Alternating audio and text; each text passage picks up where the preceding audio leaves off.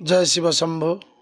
नमस्ते अस्तु भगवान विश्वेश्वराय महादेवाय त्रयंबकाय त्रिपुरांतकाय त्रिकाग्निकलाय कालाग्निरुद्राय नीलकंठाय मृत्युंजयाय सर्वेश्वराय सदाशिवाय श्रीमान महादेवाय हर हर महादेव।